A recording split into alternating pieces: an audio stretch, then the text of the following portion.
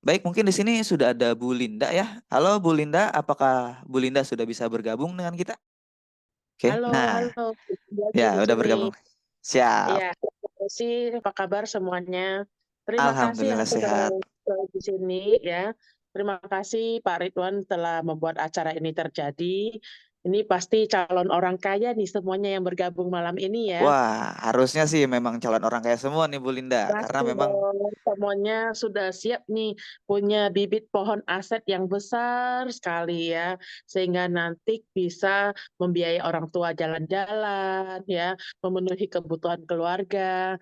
Pastinya kita pingin dong ya, heeh, agar jalannya seperti hari ini gitu, seperti yang bisa kita inginkan gitu ya. Nah, semoga semoga semua yang ada di sini jadi kaya raya, amin. Semoga amin, semua yang ada di sini jadi anak berbakti pada orang tuanya, amin. amin. Ingat kalau kita punya rezeki yang berlebih, jangan traktir pacar dulu ya Pak Ridwan ya. Yang Oke, ditraktir adalah nomor orang satu adalah orang orang tua tua dulu, dulu. biar Ingat berkah ya Bu ya. kemanapun kalau sama teman, iya, sama teman, sama siapapun ke tempat yang baru, ingatlah selalu orang Orang tua tua. kita ya. Pernah ada cerita nih, ada orang yang di TikTok saya lihat ya, dia bikin status, "Terima kasih ayangku telah menemani abang hingga lulus kuliah." Ya ampun. Harusnya diterima kasihkan nomor satu itu adalah Orang orang tua. tua, ya. Betul. Semoga yang di sini semuanya berkah rezekinya. Terima kasih sudah join di sini ya, malam Minggu nih ya. Pada pingin jadi orang kaya, benar nggak Pak Ridwan? Betul Mhm, banget nih.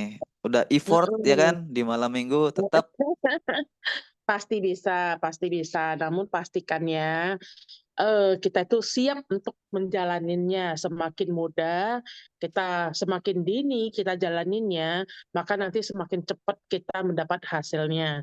Kita langsung mulai ya, mungkin Pak Ridwan bisa bantu host slide-nya, mhm. oke siap. Terima kasih. Ini cara ampuh judulnya nih, Oke. cara ampuh membangun pohon aset menuju financial freedom. Apa sih artinya financial freedom? Ini menarik sekali ya. Sebenarnya simpelnya gini ya, Pak Ridwan, izinkan saya membuka materi ini ya. Simpelnya gini sih, siapa sih yang bisa hidup tanpa uang coba? Ayo. Bisa nggak sih kita hidup bangun pagi tuh hari ini nggak pakai uang? Bisa nggak? Nggak akan mungkin ya. Ada pepatah yang bilang, "Uang bukan segalanya," tapi kenyataannya in real life kita segalanya butuh uang. Nah, karena itu, kata financial freedom itu artinya kita nggak memikirkan uang lagi ya. Kita hidup pas, pas mau makan, ada uangnya. Pas orang tua butuh apa, ada uangnya. Ya, ini sangat menarik ya, karena ini ilmu yang sebenarnya simple, tapi kenapa banyak sekali yang nggak bisa gini. Ini apa yang saya ajarkan di sini ini sudah dipraktekkan 20 tahun ya. Saya harap ini, rekan-rekan di sini justru lebih cepat lagi mencapainya gitu ya. Kita next slide, mhm. Jadi highlight kita terutama ada 2 hal, alasan pentingnya investasi dan bagaimana financial freedom ya dari investasi. Next. Sekilas tentang profil saya, terima kasih semua sahabat Instagram yang pastinya sudah sering tahu ya. Nama asli saya sebenarnya bukan Linda Homia. Kalau nanti ada misalnya ingin tahu nama saya, kita bisa ketemu gitu ya. Nama asli saya Linda Tit. Homia berasal dari bahasa Medan ya, dari Hokkien ya.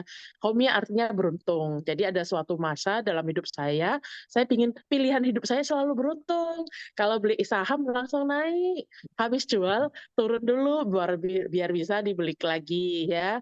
Kebetulan saat ini posisi saya sebagai senior area manager di PT Mirai Aset Sekuritas ya, dan juga saya memegang sertifikat financial planner, jadi sangat mengerti tentang keuangan. Saya juga content creator di IG Linda Homia, semuanya pasti udah paham ya. Dan di YouTube-nya bekerja sama dengan Mirai Aset ya. Saya mengisi sudah hampir 40 video. Jadi kadang-kadang teman-teman kan sering DM ya, sahabat semua ya.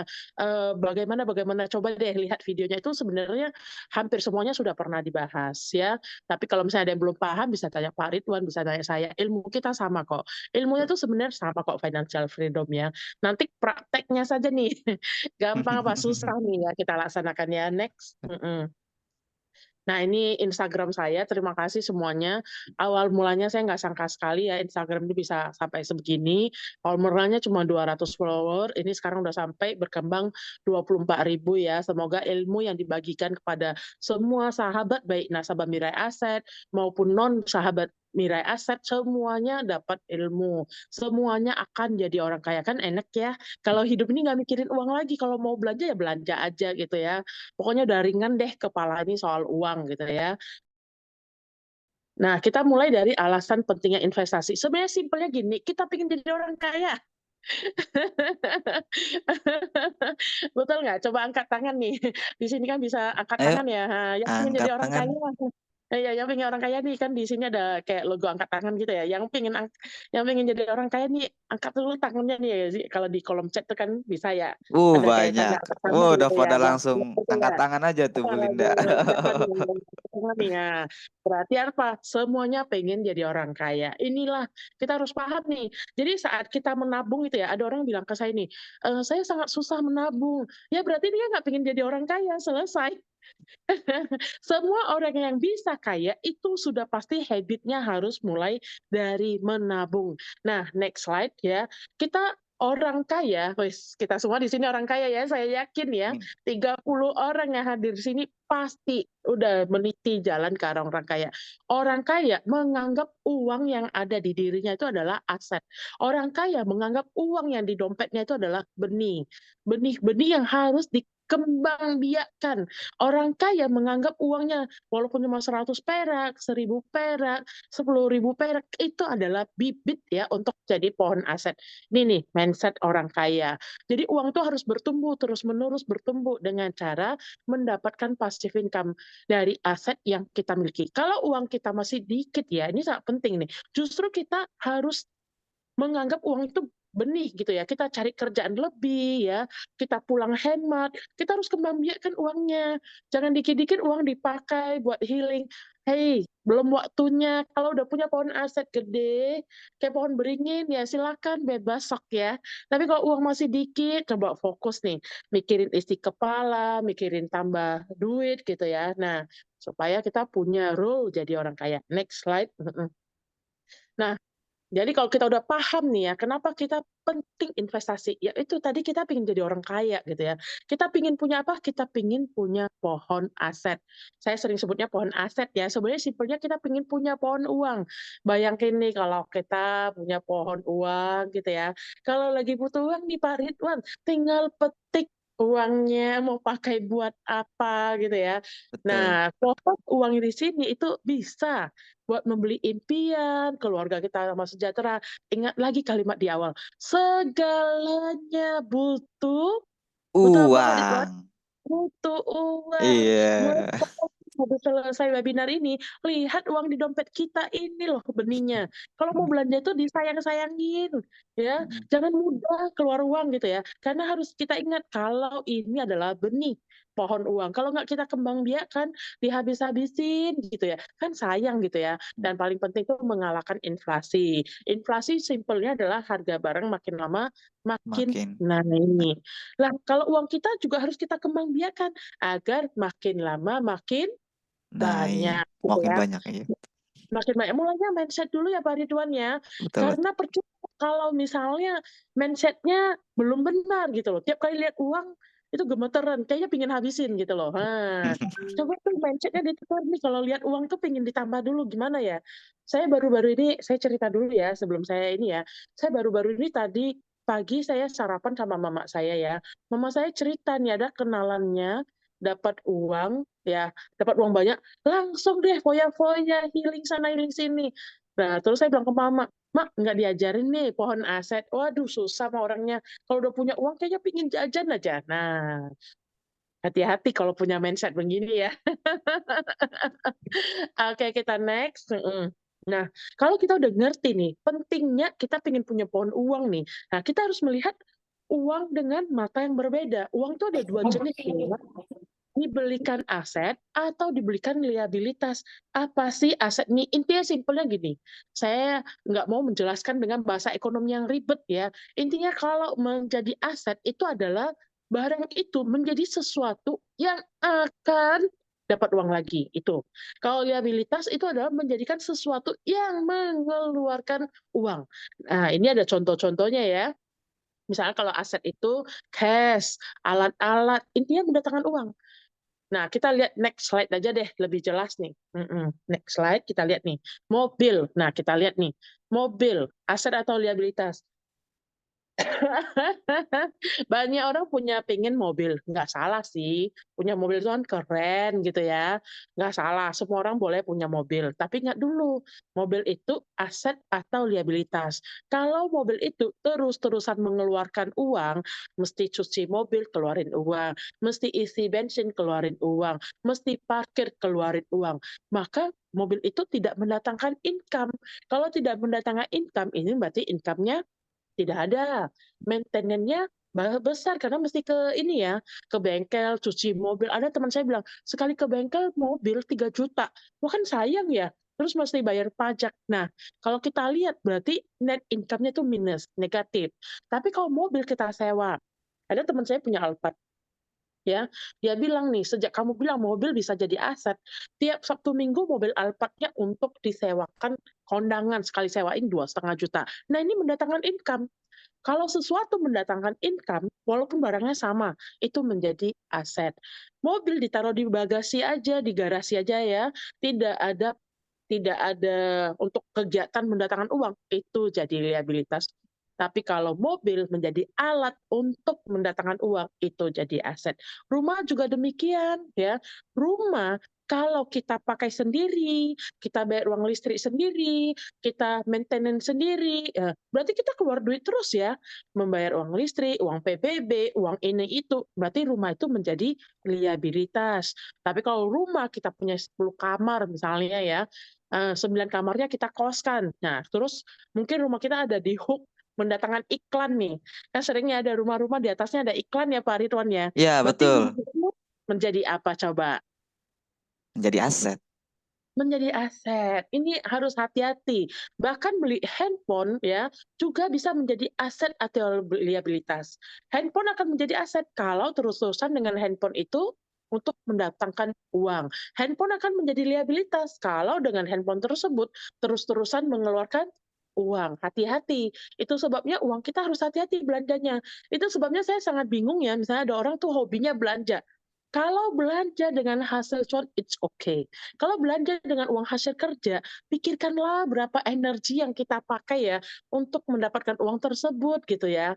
Kita lihat dulu kamar kita ini, barang-barang kita ini aset atau liabilitas. Lihatlah dengan cara yang berbeda. Katanya pingin financial freedom tadi ya, di awal ya kata Pak Ridwan ya.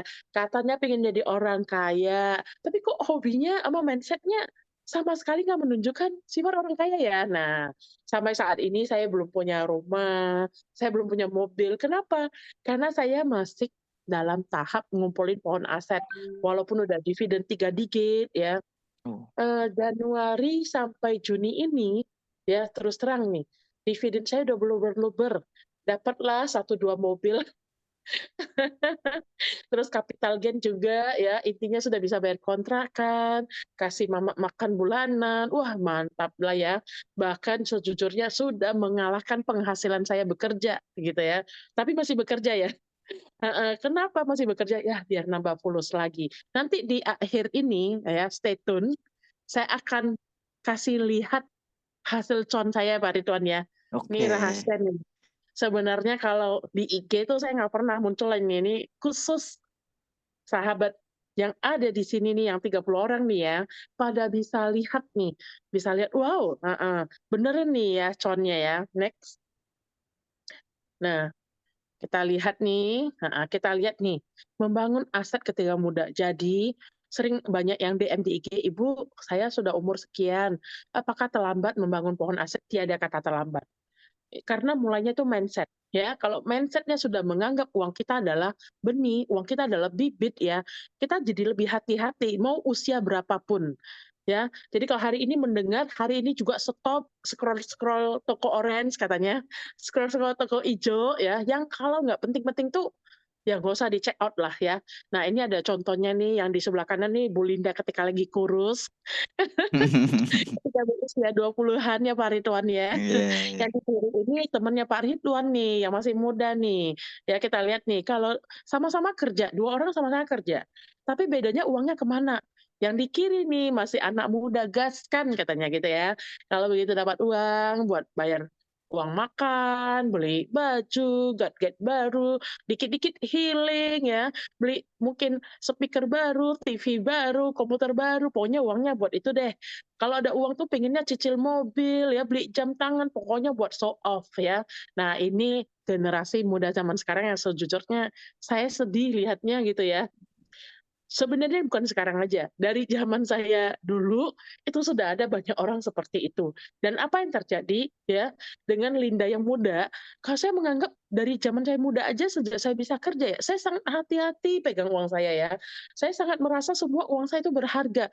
Jadi segala acara jalan-jalan, oh belum pernah tuh. Saya waktu orang bilang, "Sekarang kan kamu suka jalan-jalan." Betul, sekarang saya jalan-jalan menggunakan hasil cuan.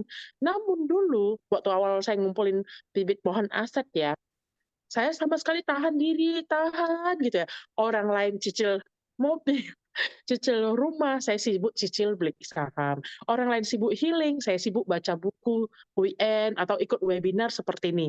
Itu sebabnya saya bilang, ini yang ada di grup ini nih, 30 orang nih yang lagi webinar, ini sudah pasti calon orang kaya, amin gitu ya. Amin. Karena menggunakan waktunya sangat berharga buat belajar. Uang yang ada itu dulu saya buat beli saham. Ini contoh ya, ada teman saya dia nyicil uang rumah kos ya, itu boleh juga. Kalau saya nggak nyicil properti, saya nggak nyicil properti karena saya beranggapan gini, properti itu bagi saya itu kalau kita belinya cicil ya, itu jadi sangat mahal. Kenapa? Karena ada pihak yang lain untuk membayarin dulu, yaitu pihak bank. Jadinya kita berhutang sama bank. Justru kitalah yang jadi pohon asetnya orang lain. Padahal saya ingin ngembangin uang saya ya. Dan kalau saya lihat nih, kalau saya beli rumah itu tidak mendatangkan income. Ya seperti tadi di slide sebelumnya ya, karena itu saya nggak mau beli properti gitu ya. Saya membeli saham dan reksadana karena lebih simpel, tidak butuh tempat gitu ya. Kita next slide nih ya. Nah, next slide-nya jadi nanti ada kenapa saham. Nah, ini harus kita pahami. Setiap pemasukan, ini harus belajar nih ya, cara Iya. laporan keuangan pribadi. Kita harus paham nih apa nih balance sheet ya. Nah, income itu adalah pemasukan. Selagi mudah, perbesar pemasukan. Kamu pernah lihat corong? Saya nggak bawa ya.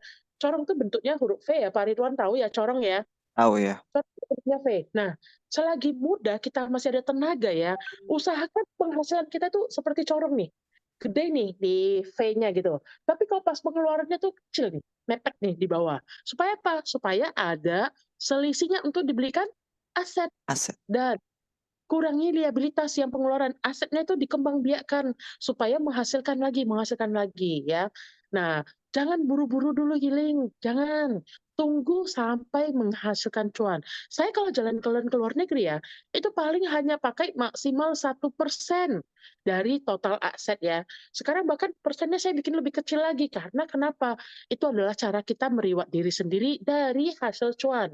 Ini pakai angka ya, saya misalnya.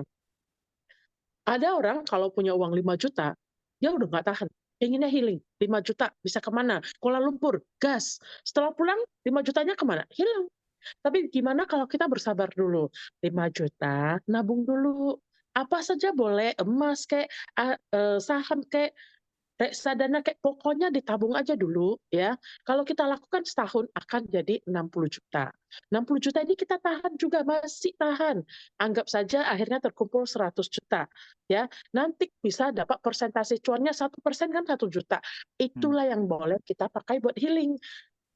Pohon asetnya, akarnya jadi kuat ya. Kita next. Ini harap paham ya balance sheet-nya. Nah, kita next. Ada apa sih yang 4 jenis kelas aset utama. Yang pertama itu bisnis.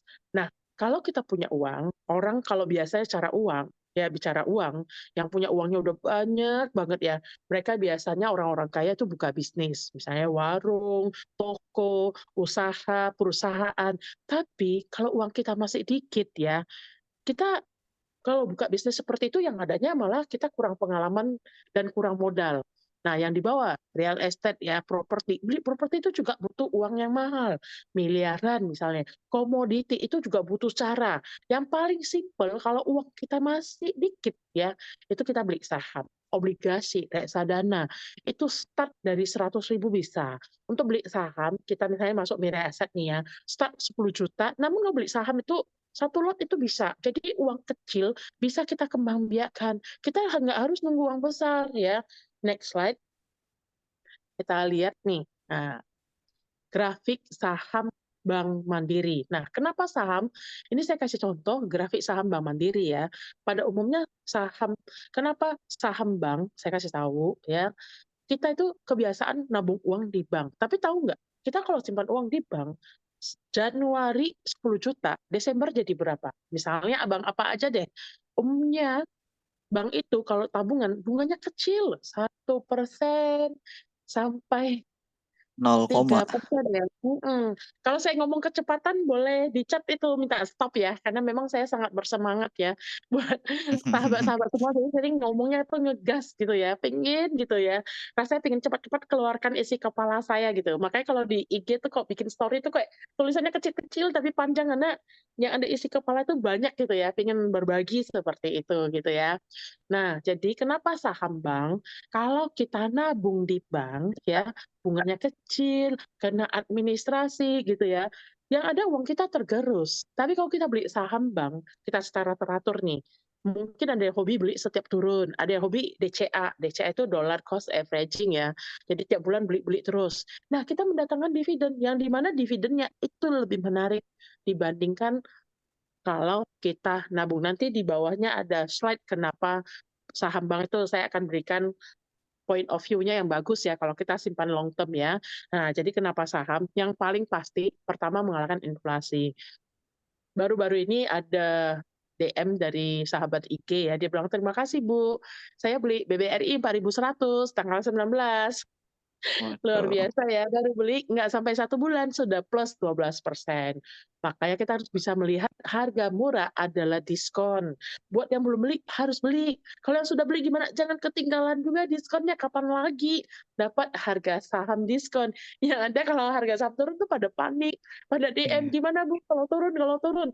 Nggak ada yang tanya ya, kalau turun itu kan diskon gitu ya. Padahal kalau di mall tuh, lihat tulisan sale-sale itu kok kayaknya ngiler. Kalau saya lihat saham turun itu saya ngiler. Saya nggak takut harga saham turun. Apalagi kalau saham bagus, ada dividen ya. Saya takut kalau nggak ada modal buat beli, cuma ngiler gitu ya. Nah, jadi kita harus bisa melihat mindset-nya itu ya. Kita punya, kalau di saham tuh bisa keuntungan modal, yaitu capital gain, bisa juga keuntungan passive income ya, dividen, terus tidak membutuhkan modal yang besar gitu ya. Nah, jadi beli satu lot aja bisa. Satu lot BRI paling cuman 400.000 ya, lebih kurang ya.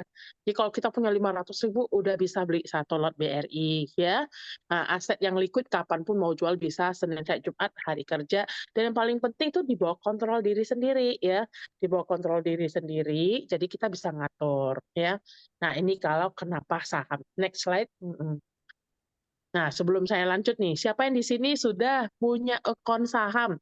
Atau yang sudah punya boleh nih tulis sudah, belum, belum. Apakah semuanya sudah Oh, punya? Nah, silakan nih. Nah, kalau yang sudah boleh, problemnya apa nih selama ini? Boleh nanti ditulis ya. Wow, semuanya sudah, luar banyak biasa. ternyata ya. Waduh, luar biasa, benar-benar calon orang kaya di sini. Alhamdulillah, semakin banyak orang kaya akan terciptakan di dunia ini ya. Nah, keuntungan saham itu ada dua ya. Yang pertama capital gain, yang kedua itu dividen. Baru belajar tahun ini, it's good. Oke, you are the right timing, the right time ya. Jadi pastikan semuanya jadi calon orang kaya. Kalau capital gain itu intinya beli semurah mungkin dan jual semahal mungkin. Ini di kanan saya grafik BRI ya. BRI itu kan tertinggi 6.400. Kemudian turun nih, pada panik-panik. Saya bilang nggak usah panik lah. Perusahaannya masih ada. Setiap hari ada yang DM setiap hari. Turun gimana Bu kalau turun? Kayaknya saya mesti bikin highlight saham turun nih. Karena sudah banyak saya bahas kalau selama perusahaan kita beli itu perusahaan bagus nggak usah takut kalau terlanjur beli di 6.000 gimana? Ya nggak apa-apa juga sebenarnya. Kita hanya nggak rela karena terlanjur beli di harga 6.000, kalau turun kita beli lagi gitu loh ya. Walaupun mungkin beberapa orang tuh kayaknya merasa, "Masa beli terus?" Lah kalau nggak beli terus AVG kita akan di atas loh, 6.000 gitu. Dan pastikan kita beli itu pakai uang apa? Uang dingin. Uang dingin, artinya uang yang tidak dalam waktu dekat, tidak dipakai. Udah pinter sekali Ibu Jessica, uang dingin ya, uang beku ya. Jadi uang yang kita niatnya tuh simpen kayak 10 tahun, 20 tahun. Ini kalau banyak teman-teman saya ya, sekarang mereka pada nyesel. Dulu waktu saya umur 20-an saya bilang, "Udah deh tiap bulan nabung aja." Mereka pada kayak pengen healing, gini-gini. Sekarang udah 40-an baru tanya, "Boleh belajar ulang nggak?" Waduh, ingat ya, sering sekali kalau orang habis-habis buangnya doang, dia bilang, "Nggak apa-apa deh, menghibur diri sendiri nggak apa-apa deh, uang yang hilang bisa dicari." Betul. Namun kalau uang yang hilang bisa dicari, betul, waktu yang kita lewatin ketika dapat uang itu sudah tidak akan kembali. Jadi harusnya kita membiasakan mindset ya, kalau saham turun tuh diskon ini, waktu turun sampai 46 saya tulis ya buy or buy. Kemarin saya 41, 48 saya beli, 46 saya beli, 44 saya beli. Saya beli terus Pak Ridwan, Wah, 43 saya beli, oh 41 juga saya beli. Nah, wah Bu Linda AVG-nya berapa? Karena barang saya itu harga yang sangat murah dulu ya, AVG-nya masih di bawah, tapi yang jelas lotnya tambah banyak ya. Dan saya switch kemarin hasil cuan capital gain dan dividen apa itu, saya terus nih masukin ke BBRI. Nah ini namanya reinvestasi. Jadi keuntungan reinvestasi. capital gain dan keuntungan dividen. Nah, jadi saya ingin kita semua ada on the track, tapi ingat visi misi kita adalah menabung long term ya. Saya nggak pernah bilang bahwasannya saham itu bisa cuan besok juga. Ada yang bisa, ada yang enggak. Tapi kita harus mikirin long term. Kalau murah, ya beli. Kalau udah rasanya tinggi, pingin jual itu bebas ya, karena sudah cuan. Tapi yang jelas fokus kita adalah investasi long term ya Pak Ridwan ya. Betul, harus long Harus term. long term. Oke, mungkin sampai di sini dulu. Saya lanjutkan ke Pak Ridwan, dipersilakan. Oke, baik teman-teman. Ya, itu sekilas sesi pertama kita di webinar kali ini. Yang dimana tadi saya pun mencatat di sesi pertama kali ini kita udah Ada membahas target. banyak hal ya dari Bu Linda. Jadi dari insight yang saya tulis, jadi salah satu hal yang teman-teman beruntung adalah teman-teman sudah menapaki salah satu jalan yang telah Bu Linda lalui. Itu apa? Itu belajar. Karena teman-teman ketika ikut webinar kali ini, maka teman-teman udah mengikuti salah satu wisdom dari Bu Linda. Oke, terus jadi dari sesi pertama pun tadi kita juga telah membahas sedikit tentang mindset ya teman-teman. Jadi kayak mindset keuangan kita tuh harus beda. Jadi ketika teman-teman punya uang ya walaupun misalkan uang teman-teman masih sedikit tapi teman-teman harus mempunyai mindset bahwa uang yang sedikit itu harus menjadi suatu bibit untuk nanti menjadi pohon beringin yang sangat besar gitu. Dan teman-teman juga tadi kita udah membahas kita harus paham tentang mana aset dan mana liabilitas. Karena terkadang satu benda yang sama itu bisa menjadi aset atau bisa menjadi liabilitas. Itu tadi seperti misalkan mobil. Mobil tuh bisa menjadi liabilitas jika teman-teman hanya gunakan untuk flexing, ya kan? Karena kalau misalkan teman-teman beli mobil mahal kan nggak mungkin kan isi bensinnya yang ecek-ecek, pasti isi bensinnya yang mahal ya kan? Karena biar mesinnya tetap terjaga gitu kan. Terus kalau misalkan teman-teman beli mobil tapi untuk disewakan atau misalkan untuk digunakan untuk weekend nih misalkan lagi apa namanya di rumah ya udah nge-go ride misalkan. Maka apa namanya mobil yang teman-teman beli itu menjadi aset. Begitu. Jadi dari mindset ini kita bisa belajar bahwa dari satu hal ya cara kita memandang itu bisa beda dan hasilnya akan berbeda. Tadi pun kita sudah membahas tentang bagaimana kita tuh harus apa namanya mengerti tentang balance sheet dari keuangan pribadi kita. Jadi kalau kata Bu Linda tadi teman-teman tuh harus seperti ada corong ya kan. Jadi gini, income teman-teman dari atas ini itu harus banyak, tapi keluarannya itu harus lebih sedikit. Jadi biar nanti terus menggulung ya kan. Dan tadi pun membahas tentang healing. Jadi Bu Linda itu tidak anti healing teman-teman. Bu Linda itu juga sama seperti kita. Bu Linda masih butuh healing ya kan. Makanya tapi Bu Linda saat ini healingnya ya ke luar negeri gitu ya kan. Tapi ya itu tadi kan perjalanan beliau ketika bisa healing ke luar negeri itu ternyata hanya butuh 1% dari asetnya teman-teman. Dan bagaimana cara untuk bisa seperti itu? Ya, tadi kan Bu Linda sudah bahas kan, ketika teman-teman punya gaji 5 juta, terus misalkan teman-teman sisihkan misalkan 2 juta untuk healing ya, teman-teman harus tahan. Jadi harus sebisa mungkin untuk menahan. Tahan, kumpulkan dalam aset, ya kan? Terus kumpulkan sampai dalam persentase tertentu cuannya, entah itu dividennya ataupun capital gainnya, itu baru boleh dipakai buat teman-teman untuk healing. Seperti itu kira-kira teman-teman. Dan yang terakhir yaitu tadi tentang mindset, sama seperti di saham BBRI ini.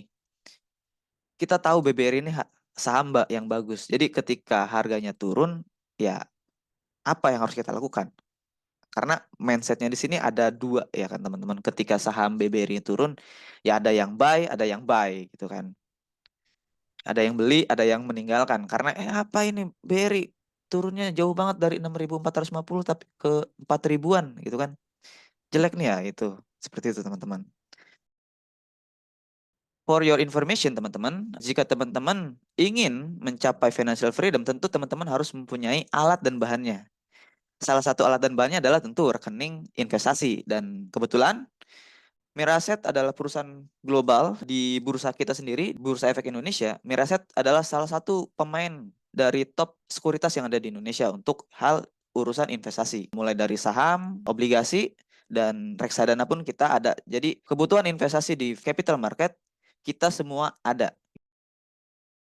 Privilege yang akan teman-teman dapatkan itu ada banyak. Yang pertama, fee kita paling murah, yaitu 0,15. Itu bisa dinego. Kemudian teman-teman juga bisa gabung ke klub kita, Cuan Hunter Club, di mana teman-teman nanti akan dapat konsultasi portofolio. Jadi setelah webinar ini, teman-teman mungkin akan menyerap ilmu dari Bu Linda, dan mungkin teman-teman butuh untuk terus di-maintain gitu. Dan itu nanti akan menjadi keunggulan gitu. Maksudnya jika teman-teman masih ada yang ingin ditanyakan, ada kebingungan, nah teman-teman bisa konsultasi secara gratis bersama kita. Nah, kalau tadi di bagian satu kita bicara mindset. Nah, sekarang caranya. Cara ampuh mencapai financial freedom di investasi saham. Next slide. Caranya tuh gimana? Cara paling ampuh itu adalah dapat dividen semua sahabat yang ada di sini. Dividen itu apa sih? Dividen itu kan seringnya Bu Linda bilang dividen 3 digit. Nah, apa sih dividen 3 digit? Dividen itu apa sih? Dividen adalah pembagian laba perusahaan kepada semua pemegang saham berdasarkan jumlah saham yang dimiliki. Simpelnya sih gini, mungkin masih bingung ini kalimatnya apa sih gitu ya. Simpelnya saham itu gini, saham itu kalau kita punya saham, itu berarti kita memiliki perusahaan. Contoh, kalau Bu Lina sering bilang BBRI gitu ya, itu berarti kalau kita beli saham BRI, kita jadi pemiliknya. Walaupun cuma punya satu Satu. lot gitu ya. Nih kalau kita punya uang nih ya, kalau kita mau bangun perusahaan, pasti dong sangat ribet. Kenapa butuh modal yang besar? Temen saya dia mau buka toko aja dia mikir-mikir loh. Dia bilang sewa toko itu sudah berapa, barangnya sudah berapa, nanti gaji karyawan berapa. Namun kalau kita punya saham, itu berarti kita ikut memiliki gitu ya. Mungkin buat yang masih belum ngerti ya. Jadi misalnya nih saya dan Pak Ridwan bikin usaha warung Indomie misalnya ya. Kalau kita cuma 2 orang, berarti kepemilikan saham kita tuh 50%, 50%. Nah, seperti itu. Saham adalah kepemilikan. Warung itu menjadi untung, maka kita bagi hasil. Bagi hasil berarti bagi laba usaha gitu ya. Itulah yang disebut dengan dividen. Jadi kalau kita beli saham, perusahaannya untung, kita dapat untung juga. Nah, bayangkan nih kalau kita punya saham BRI, kalau kita ke kantor BRI nih, atau kalau kita punya saham BCA, kita kantor BCA, kita elus-elus nih ATM-nya. Jadi kita jadi sayang sama ATM. Kamu kalau pegang ATM hati-hati dong, itu punya saya tuh, ATM BRI. Seperti itu ya. Jadi cara dapat financial freedom tuh kita harus punya passive income. Financial freedom itu artinya apa tuh? Financial freedom. Freedom artinya apa tuh kalau diterjemahin Pak Ridwan? Bebas, merdeka. Bebas, merdeka. Jadi merdeka secara keuangan. Kenapa? Karena kita punya pohon aset. Jadi urutannya begini, punya uang, uangnya jadi benih, ya, jadi bibit. Bibit apa? Bibit pohon aset.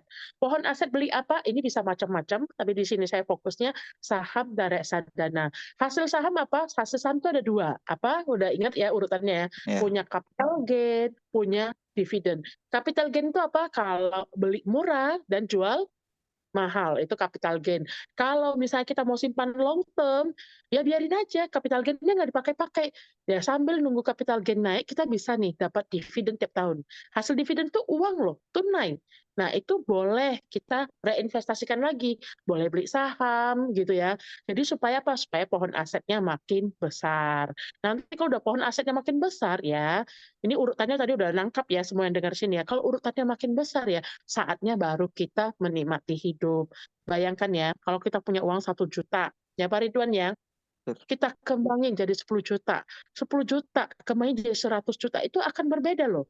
10 juta, 10% itu cuma 1 juta. 1 juta. Kita tahan dulu, 11 juta ya. Hmm. Dan investasinya lagi, kan 10 juta tambah 1. Sampai jadi kita nambah injek juga, cari penghasilan sampai 100 juta. Tahan lagi nih misalnya sampai 1 miliar ya. Misalnya setelah 1 miliar ya, sadar nggak sahabat semua, kalau kita punya dividen even cuma 1% atau cuan 1% ya, 1% dari 1 miliar, dengar baik-baik ya, 1% dari 1 miliar itu 10 juta loh. Di saat itu, waduh, kita pakai 10 jutanya itu 1% ya. Saya ke Singapura sudah puas banget, pulang masih ada 999 juta. Itu sebabnya kalau Bu Linda ke luar negeri itu cuma pakai 1%. Terus pada nanya nih, Bu Linda kalau gitu pohon asetnya seberapa? Shh, rahasia dong. Yang jelas 1% aja segitu. Waduh, tahun ini saya sudah ke Jepang, ke Cina, tahun lalu itu paling gila atau gokil. Tahun 2023 saya 7 kali ke luar negeri. Waduh, udah kena berapa ya? Sampai nggak berani hitung deh. 1%. Nanti kalau saya sebut 1%-nya gede nih. Polina 1% itu udah bisa setara mobil. Berarti pohon asetnya berapa? Ayo, rahasia. Tapi yang pasti bisa. Yuk, next. Ya. Nah, dividen sebagai passive income. Jadi saya harap ya, kita harus memikirkan tuh mindset-nya. Saya ulangi lagi urutannya. Menganggap uang adalah bibit. Jadikan corong, ikutin support system yang tepat, bergabung mirai aset, terus mikirin dividen-dividen gitu ya. Jadi dividen itu passive income. Supaya nanti di masa depan kita nggak kesusahan ya. Bu, mau lihat coba inspirasi. Ntar di slide terakhir, tunggu ya. Saya kasih Waduh. lihat ya, saya kasih lihat bukti con. Tapi yang saya kasih lihat tuh nanti cuma juga 1%-nya. Waduh, Waduh. saya takut kalau kasih lihat cuan banyak-banyak. Saya paling takut apa? Dipinjamin duit. Kita hidup capek-capek, frugal living, ya susah-susah. Nabung nih, orang lihat kita posting, wah enak ya hidupmu pinjam duit dong. Astaga. Ya next. Nah ini udah sangat penting nih ya, dividen 3 digit. Kalau kita lihat di judul YouTube ya, dividen 3 digit bisa beli mobil cash, betul. Ya, tapi saya tidak beli mobil. Kenapa? Karena buat reinvestasikan lagi jadi pohon aset. Dividen 3 digit ini menuju angka 3 digit di depan juta. Jadi 3 digit artinya minimal 100 juta ya. Kenapa saya bilang 3 digit 100 juta? Sebenarnya kalau kita semuanya punya passive income 100 juta ya, kita sudah bisa hidup tanpa bekerja. Kenapa coba Pak Ridwan? 100 juta kalau dibagi 12 berarti sebulannya lebih kurang 8 juta loh. Ya, betul. 8 juta nih, sekarang kan rata-rata UMP 5,5 juta ya. Iya, Artinya 5 juta dan ya. 5 juta ya. Dan padahal kalau 5 juta ada yang bahkan sudah bisa buat punya anak 1, punya anak 2 gitu ya. Jadi bayangkan kalau kita punya passive income sebulan 8 juta. Wah, udah enak sekali ya. Pastinya dong ya. Nah, Enak itu sekali. passive income enak sekali kan. Setahun dapat 100 juta. Yang Melinda dapat lebih dari 100 juta. Berapa? Yang jelas kalau saya hasil dividen, hasil cuan, saya cuma pakai dikit, terus saya gulung-gulung lagi. Tidak terasa sudah belasan tahun saya lakukan ini ya. Sebagai seorang karyawan, jadi saya juga cukup bangga ya. Dan satu lagi ya, saya sering ketemu orang itu ya, mereka pada tanya tuh, Bu Linda itu kontennya real ya? Bu Linda beneran frugal living? Ini Pak Ridwan saksi hidup saya. Bener nggak Pak Ridwan? Betul banget. Punya motor nggak Pak Ridwan? Saya ada motor. Ya kalau Belinda tidak Bu punya. Linda, aduh, Aduh, mobil punya tidak? saya Tidak belum. punya. Ya kan?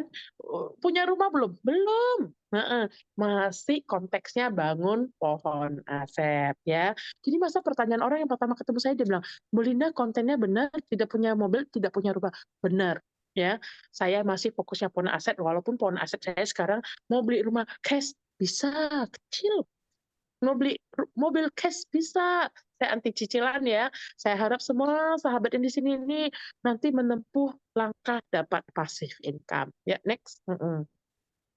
Nah, gimana sih caranya dapat dividen 3 digit? Yuk, kita lanjutkan nih. Ini kalau buat sahabat Mirai Aset atau buat yang belum, ya kita di sistem kita nih yang namanya HOTS ya.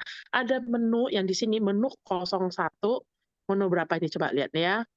0103 nanti akan dipandu oleh Pak Ridwan ya, yang di mana kita searching dari IDX High Div 20, fokusnya ke 20 saham ini aja. Ini kalau saya perbesar nih, ya ini boleh dicom ya. Ya, ini saya akan sebut nih saham apa yang Belinda punya. Bonus. Jangan dulu. Nah, saya sebutnya cepat-cepat ya. Jadi saya nggak akan ulang 2 kali. Saham bank saya hanya punya 2, BRI dan BNI. Wah, udah 2 ya. Saya punya Catat. Telkom, Astra, udah 4. WNTR, Adaro, udah 6. Indofood, 7.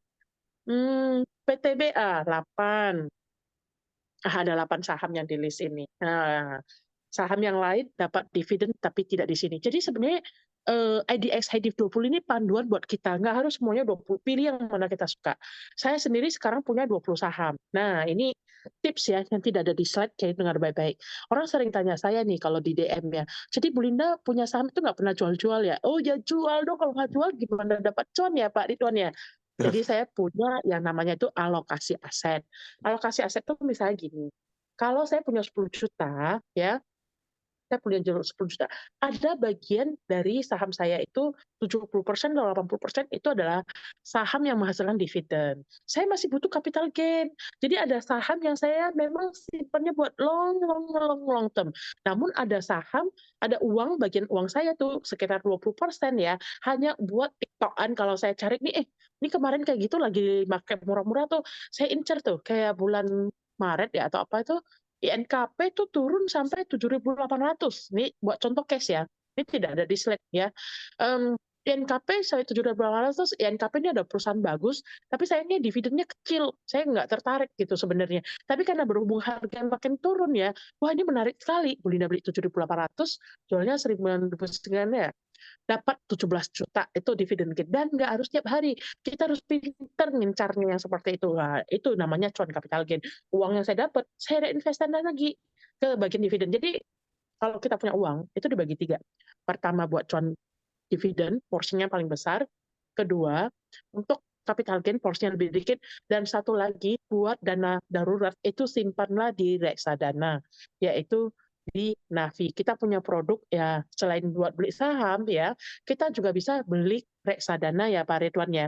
Jadi Betul. kalau kita punya uang, kita harus menganggap uang kita itu benih ya. Dan setelah menganggap uang kita benih, harus pinter-pinter nih. Ibarat kata kita punya kebun nih. Nah, uangnya buat beli apa? Nah, next ya. Next ini yang tadi saya ngomong nggak ada di slide ya, biar spesial buat sahabat semua yang di sini. Gimana cara pilih saham yang beli dividen? Bagaimana cara kasih tahu saham apa saja yang kasih dividen? Ya tadi itu IDX High Div 20. Fokus saja. Fokus kalau ini ada slide berikutnya nanti ya. Oke. Nah, kalau di NeoHorts itu bentuknya seperti ini. Next. Nanti boleh dipandu oleh Pak Ridwan lagi. Nah, ini poin POV yang sangat penting ya. Kenapa kita harus simpan saham bank long term? Ini slide ini kamu lihat di paling kiri ada tulisannya ya, yaitu tahun 2010 ya, FY10 itu Fourier, 2010 harga sahamnya 1.310 yang ke paling bawah. Terima kasih Pak Ridwan bantuannya. Di mana hasil dividennya saat itu 18,6. Nah, yang di atas 18,6 ya. Kalau kita persentasikan itu hanya sekitar 1,9%. Anggap sekarang itu adalah tahun ini ya. Nah, misalnya kita punya uang 130 juta. Sekali beli 130 juta, kita berarti dapat dividen 18,1 rupiah per lembar. Nah, namun kita kita ini grafik tidak reinvestasikan loh, hanya biarkan saja ya.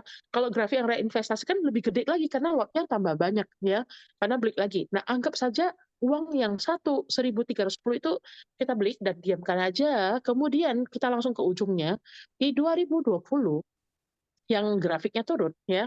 Nah, di 2020 aja ya, saham BRI sudah 4.600-an di bawahnya, 4.600-an. Ini menarik ya, tolong nangkap baik-baik ya. Kalau tadinya kita beli di tahun 2010, simpan 10 tahun, uang 130 juta atau 1.300 itu 13 juta sekian, sudah naik 4 kali lipat. Nah, ini namanya pohon aset. Kenapa saya selalu sebutnya pohon aset? Pohon adalah sebuah pohon nih yang kalau kita lihat pohon cabai yang tumbuh dari tunas jadi besar. Sering sekali orang DM, mungkin saya akan bikin konten soal itu, apa sih pohon aset ya. Pohon aset adalah aset kita yang berkembang makin tinggi. Ibarat kata dia numbuh dari 1.300, terima kasih Pak Ridwan coretannya ya, dari Hmm. 1.300 tumbuh menjadi 4.600. Inilah namanya cuan capital gain. Kalau dijual, kalau tidak dijual nggak apa-apa gitu ya. Dia akan naik, berarti kita bisa bayangkan pohon aset kita tuh makin besar.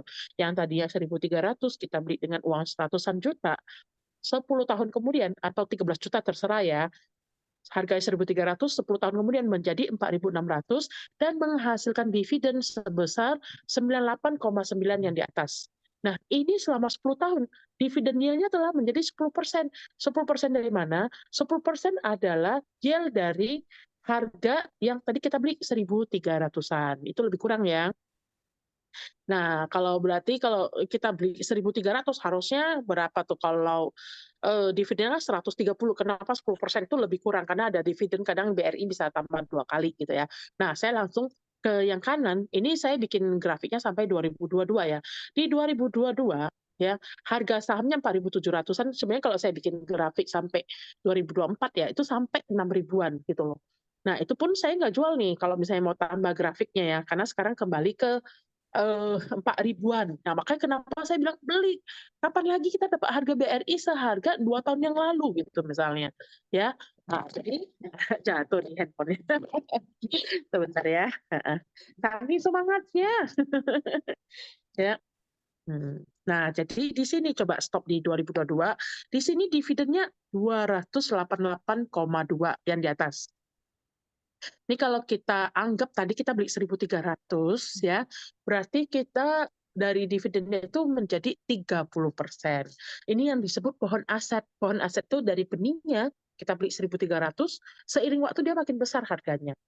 Nah, terus kemudian dapat dividen yang rate-nya makin lama makin besar. Kenapa kita sangat penting untuk simpan saham tuh long term seperti ini. Sekarang mungkin kita lihat harga dividennya kecil, karena sekarang kejadian yang akan sama seperti 2010. Kita lihat, dividennya kecil nih. Tapi kita harus sabar. Kalau punya duit tambah terus, lotnya tambah banyak, ke depannya dividennya juga akan tambah banyak. Tapi ingat, cara ini butuh yang disebut sesuatu vitamin, vitamin S.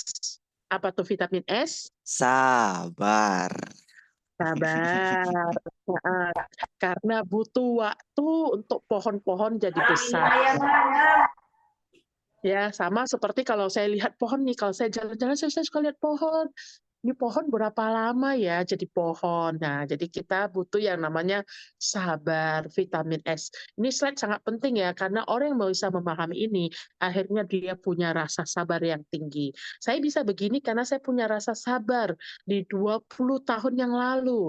Ingat ya, kalau bilang, Bu, 10 tahun kan lama, 20 tahun kan lama. Saya yakin ya, kalau kamu paham, kamu lihat orang tua kita, paman-paman kita, tante-tante kita, mereka dulu pernah muda.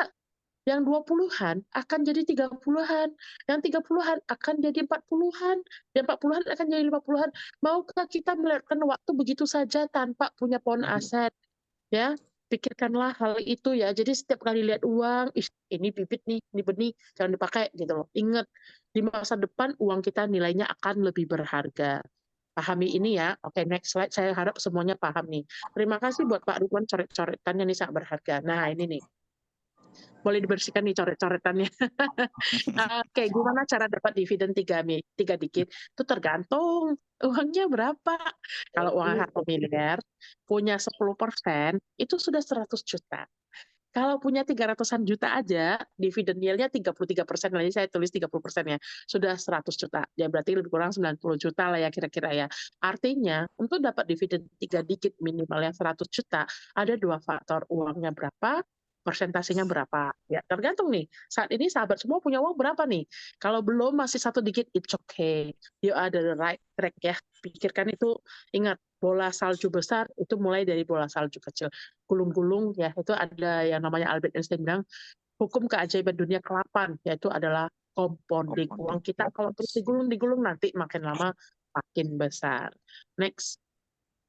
Nah, ada 2 cara, next Pak Ridwan. Nah, nanti ini ada 2 cara bagaimana cara dapat dividen. Yang pertama, cari saham yang high yield, tadi ada pertanyaannya. Cari saham yang high dividend ya, dan yang akan bagi dividen. Ini waktu 2023-24 ini terus terang yang high dividend, high yield ini ya, itu saham batubara. Tahun lalu PTBA saya sampai cuannya itu dividennya ya luar biasa 30%. Yang di video viral itu PTBA, saya kasih tahu ya. Itu dividennya saya dapat seratusan juta. Itu luar biasa ya. Dan syukurlah di 2024 ini banyak juga rekan-rekan influencer yang lain sudah posting nih dapat dividen puluhan juta, ratusan juta. Luar biasa. Artinya kesadaran untuk simpan saham yang high dividend ini sudah sangat tinggi gitu ya. Jadi kapan lagi kita simpan saham gitu. Jadi kalau ada dapat dividen, tabung lagi gitu loh. Nah, jadi kalau kita mau yang secara cepat, nah kita incar saham-saham yang punya potensi dividen yield-nya 15-30%. Caranya tahu gimana? Kita rajin-rajin ikut pengumuman dividen. Boleh tanya sama Pak Ridwan, saham apa nih waktu dekat akan bagi dividen? Kalau nggak salah kemarin baru RUPS, ICBP, sama Indofood. Dividen yield-nya nggak besar. Ya. Karena kalau nggak salah dividen yield-nya harga sahamnya kalau kayak ICBP 10.000, dividen yield-nya cuma 200 atau berapa ya kalau nggak salah, itu kecil. Kemarin yang kalau besar itu PTBA, masa Adaro masih besar. Nah, jadi ini kembali ke sahabat semua ya. Jadi kalau pingin incar high dividend, high yield, cari tahu persentasenya berapa. Namun, kalau kita incar dividen yang akan bagi dalam waktu dekat, sering sekali setelah bagi dividen itu sahamnya turun. Nah, ini terjadi nih beberapa saham setelah bagi dividen turun. Itu sebetulnya kita butuh long term. Kalau lagi turun sahamnya, kita beli lagi. Next slide kedua ya. Cara ini saya sering sebutnya cara slow but sure. Ya, di mana kita nabung saham dividennya secara reguler. Jadi ketika kita dapat dividen, kita mikirnya tuh jangka panjang. Nggak usah takut kalau harga saham turun. Apalagi saham yang bagi dividen. Ingat ya, yang saya bicarakan ini adalah saham-saham blue chip, bukan sembarang saham. Bukan saham gorengan yang namanya bahkan saya nggak tahu gitu ya. Saya fokus, kita punya saham di market tuh ada 900-an. Fokus sama 5 saham aja itu udah cukup ya. Misalnya kalau saya kasih nih, Bu Linda, sebutkan 5 saham apa perlu saya tabung. Nih kamu perlu tahu saham bank. Boleh kamu pilih salah satu deh, BRI, BCA, BNI, Mandiri, it's okay. Ini 4 bank besar Indonesia. Tapi pilih satu aja udah oke. Saya sendiri BRI sama BNI ya.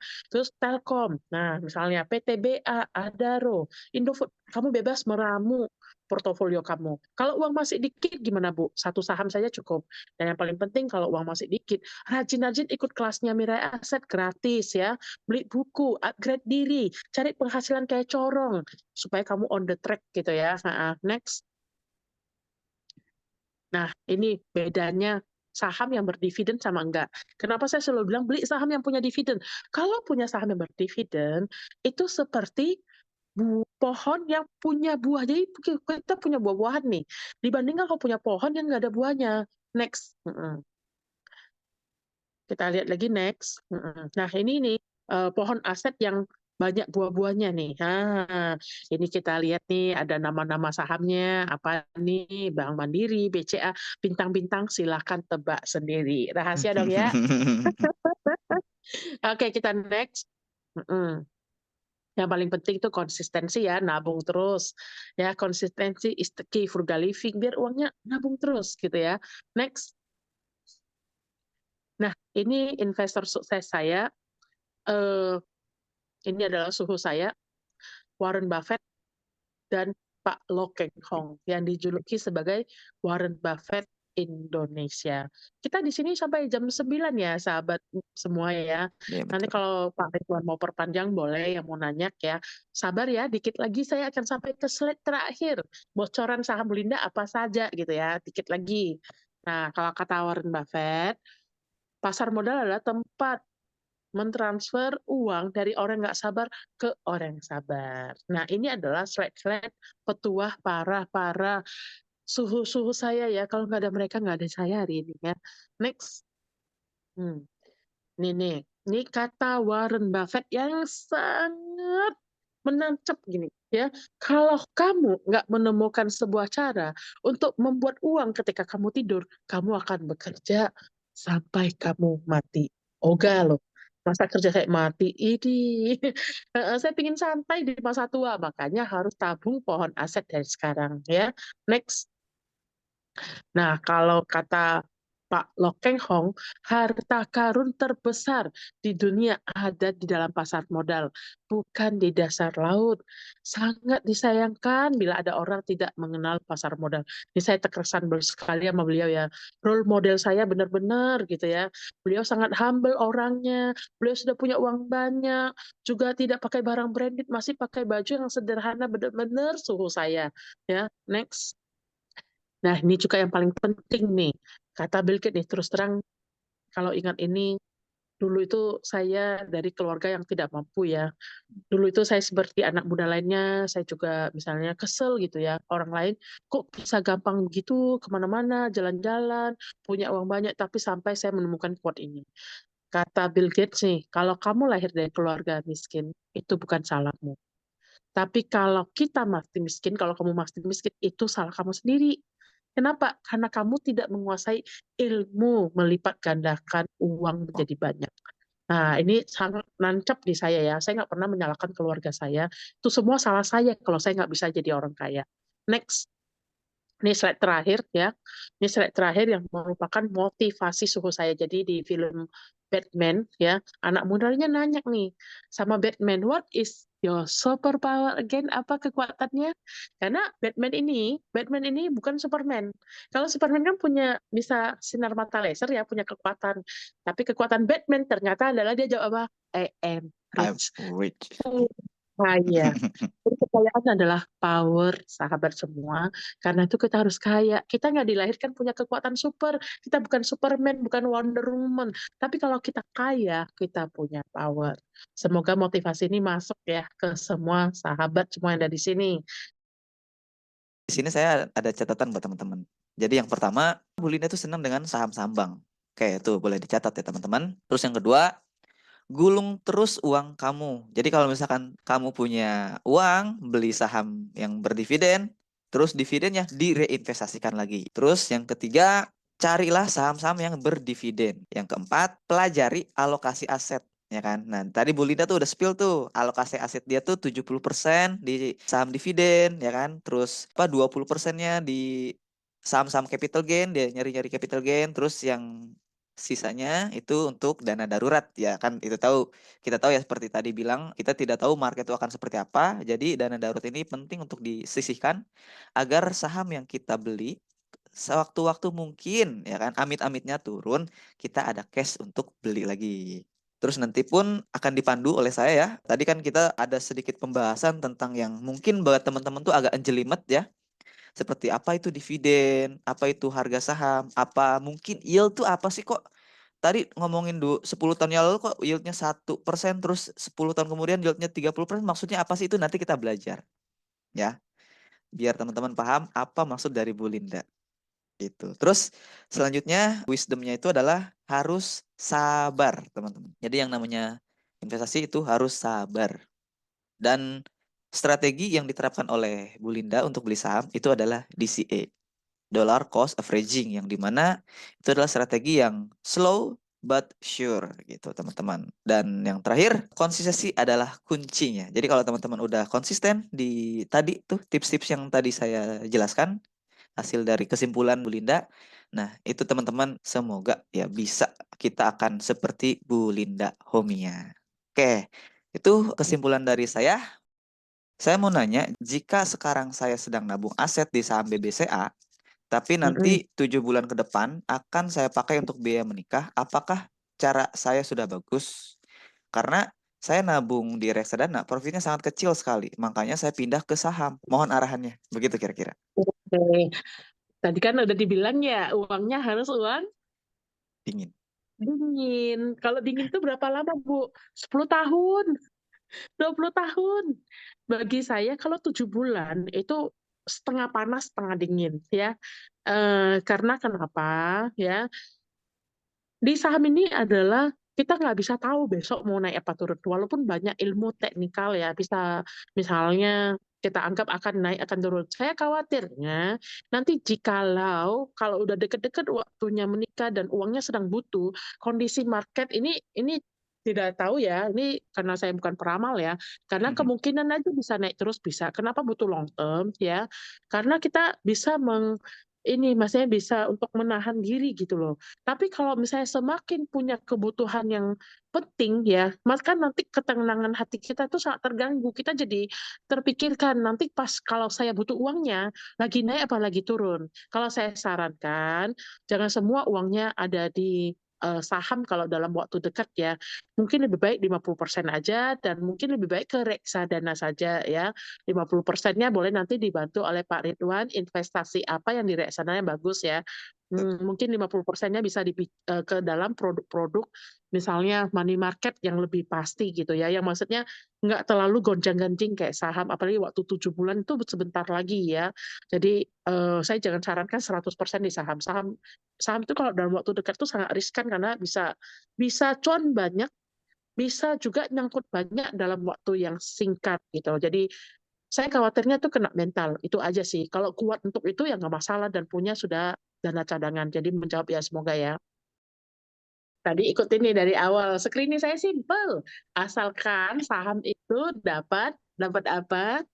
Dapat dividen. Ya, ini saya tambahin screeningnya nih. Terutama nih ya, ini saya kasih tambahan waktu 5 menit ya biar tuntas ceritanya ya. Jadi ketika kita harus menganggap uang kita itu berharga. Itu dulu catat ya. Uang kita berharga.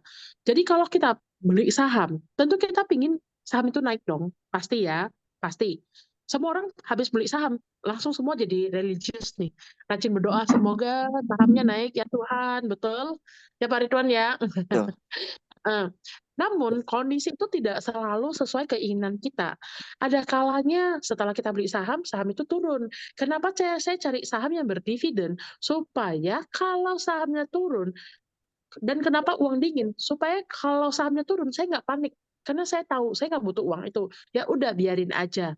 Ya itu yang pertama, kenapa uang dingin, dan kenapa berdividen. Karena kalau anggap saja itu uang tunggu, kalau kata suhu saya Pak Lo ya. Pak Lo itu kalau beli saham yang berdividen, sahamnya belum naik, bahkan mungkin turun. Tapi kalau menghasilkan dividen, itulah hasil kita nunggu. Hasil kita nunggu itu jadi dapat dividen. Nah, berarti kita dapat duit kan. Uangnya tuh bisa buat kita nambah lot. Nah, atau bahkan mungkin kalau kita hasil kerja kita yang lain buat invest lagi. Sehingga nanti makin lama kita harga sahamnya makin murah dan kita bisa jual lebih untung. Nah, itu kenapa screeningnya sangat penting tuh saham yang bagus dan bukan spekulasi, bukan FOMO, bukan ikut-ikutan kata orang ini sahamnya kayaknya mau dikerek nih jadi naik. Saya nggak pernah ikutan seperti itu. Karena ini uang saya. Saya sangat hati-hati dalam mendengar kata orang, analisa orang gitu ya. Saya lebih baik yang masuk akal aja gitu ya. Makanya kayak contoh makin murah makin beli bagi saya. Saya nggak memahami orang yang ketika BRI 4.100 itu takut untuk beli katanya tunggu 3.900 ya. Tapi Waduh. begitu kemarin 4.600 dia malah boleh beli nggak Bu? Oh what? 4.100 nggak mau, 4.600 nggak mau. Itu bagi saya itu aneh gitu ya. Nah jadi kenapa saham berdividen? Jadi screening ala Bulinda saya kasih tahu dua hal. Yang pertama cari saham berfundamental bagus. Fundamental bagus itu berarti yang punya net income-nya bagus, ya, yang masuk dalam jajaran blue chip gitu ya. Nggak apa-apa dia naik lambat, bagi saya itu nggak masalah. Yang penting nggak turun-turun amat dan kalau turun ada dividen. Itu bagi saya sudah sangat menghibur. Jadi sebenarnya pilihannya sangat simpel. Itu balik lagi karena kenapa orang nggak bisa kayak gitu? Karena punya keinginan pengen cepat-cepat kaya.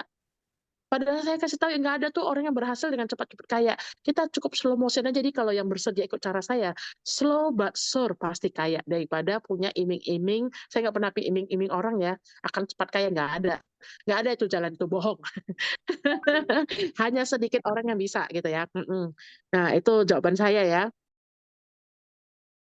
Hasil alokasi ini yang penting, bagian porsi terbesar adalah untuk saham yang menghasilkan dividen.